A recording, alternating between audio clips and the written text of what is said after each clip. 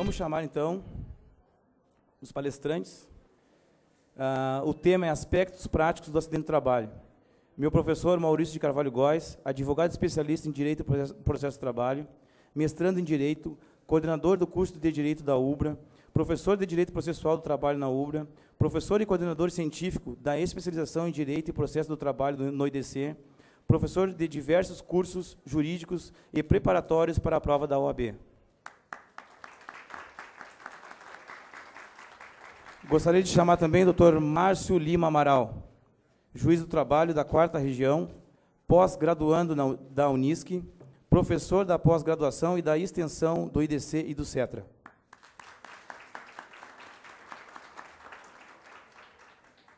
De imediato, passo a palavra ao Dr. Maurício de Carvalho Góes.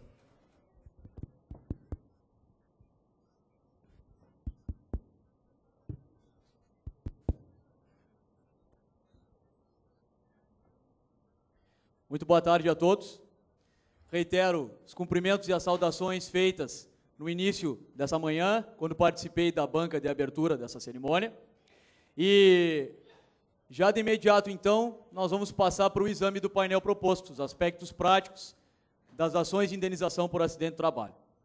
Eu vou me permitir, então, fazer essa primeira apresentação em pé e gostaria de fazer um esclarecimento sobre a questão da dinâmica da nossa exposição.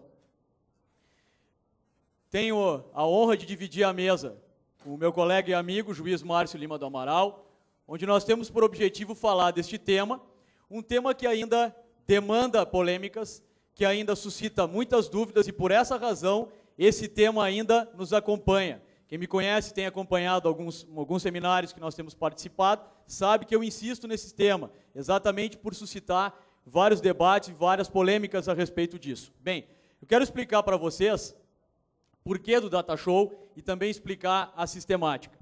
Nós vamos colocar um primeiro momento, nós vamos fazer a nossa exposição, ela vai se dividir em 2 momentos. Num primeiro momento, nós vamos falar sobre os aspectos práticos, eu trouxe para vocês um roteiro, onde nós vamos analisar alguns pontos. Mas vocês vão observar que ao longo dessa exposição, aqui no Data Show, vocês vão verificar que existem algumas frases, expressões ou pontos que estarão destacados em vermelho. Exatamente por quê? Porque serão abordados na segunda parte da nossa exposição. Ou seja, na segunda parte da exposição, nós vamos, o Márcio e eu, vamos suscitar debates para posteriormente, depois, vocês virem a questionar isso, caso seja necessário, alguns pontos polêmicos.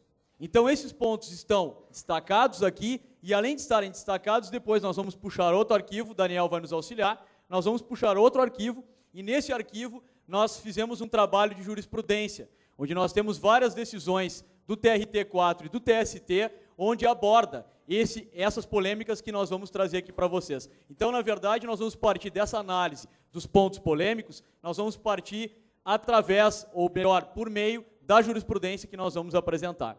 Então, eu quero, antes de mais nada, antes de dar início a esta parte aqui das considerações desses aspectos, eu gostaria de chamar a atenção dos colegas, e obviamente todos aqui sabem o que eu vou falar, mas apenas por um aspecto introdutório, é necessário que eu faça essa observação inicial, exatamente pelo fato de contextualizar o tema pelo qual a gente se compromete a abordar. Então eu gostaria que todos acompanhassem comigo o seguinte exercício. Obviamente, o fato jurídico, o acidente do trabalho, ele pode gerar, no campo do direito, ele pode gerar basicamente três consequências. Uma consequência no ramo do direito previdenciário, do direito do trabalho e do direito civil.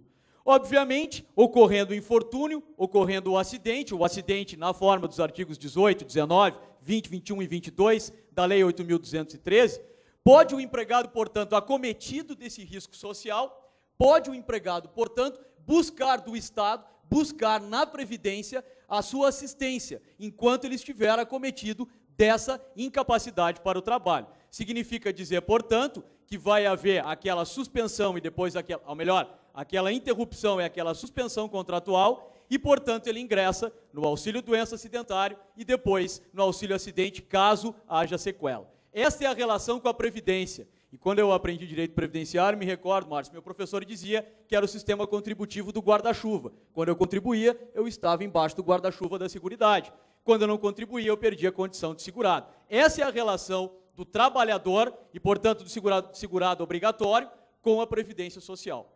Número 2, a consequência no âmbito do direito do trabalho. E quando nós falamos de direito do trabalho, todos os colegas aqui sabem, apenas para relembrar, para repisar, que o empregado que sofre o acidente de trabalho e goza do benefício, ele então tem aquela garantia de emprego ou estabilidade relativa provisória, como gostam alguns doutrinadores, do artigo 118 da Lei 8.213, do retorno do INSS, 12 meses, não pode ser despedido, salvo por justa causa. Essas situações, portanto, demonstram a consequência no âmbito do direito do trabalho. Mas ainda é sabido de vocês, e nós somos vários aqui da época, tem vários aqui da época que são da época, que as ações de indenização por acidente do trabalho, elas eram processadas e julgadas na justiça comum. Ou seja, nasce aqui, atenção, a terceira consequência. Qual consequência? No âmbito do direito civil, onde se pode questionar, buscar e postular a indenização baseando-se na responsabilidade civil do empregador. E, portanto, por força da Emenda Constitucional 45, nós trouxemos para cá essas ações de indenização, quando eu digo para cá, para a Justiça do Trabalho, e cabe, então, ao juiz do trabalho analisar esta matéria que está vinculada no seu direito material ao direito civil. Isso não é novidade, mas, pelo meu cacuete de estar em sala de aula, eu preciso fazer essa introdução, essa contextualização, para partirmos, então, para os tópicos seguintes. Esses tópicos que o Márcio e eu vamos analisar são tópicos singelos, não pretendem esgotar a matéria, chama a atenção que é apenas para contextualizar, e os pontos em vermelho suscitarão a segunda parte da exposição.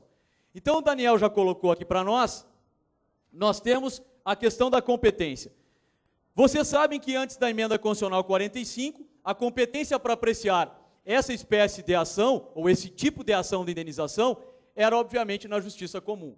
Mas eu até observei aqui que já havia entendimento, e muitos juízes do trabalho já se davam por competente muito antes da Emenda Constitucional 45. Efetivamente, para surpresa de muitos, e muitos não sabem disso, quando foi promulgada a Emenda Constitucional 45, de 2004, o primeiro julgamento do STF, a primeira interpretação do STF, entendeu que continuava a competência na justiça comum. Tanto que os únicos ministros que foram vencidos nesse tópico eram o ministro Marco Aurélio e o ministro Aires Brito. Os demais ministros entenderam nessa primeira votação, nesse primeiro julgamento, que permanecia a competência da justiça comum.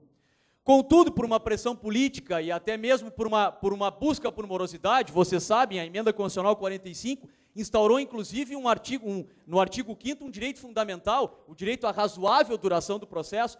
Então, por essa razão, existe desde 2004 ainda mais um clamor por combater essa morosidade. E, portanto, buscando não só combater a morosidade, mas por entender também, como entendia e entende o ministro Aires Brito, o juiz do trabalho está feita esta matéria e, por isso, tem condições, sim, de julgar esta matéria. E um ano depois, o STF muda o seu comportamento, muda o seu entendimento e passa-se, então, a remessa, aquela enxurrada de ações da justiça comum para a justiça do trabalho. Bom, aqui nós temos, inclusive, a decisão do STF no conflito de competência e depois, então, do 7.204 de Minas Gerais,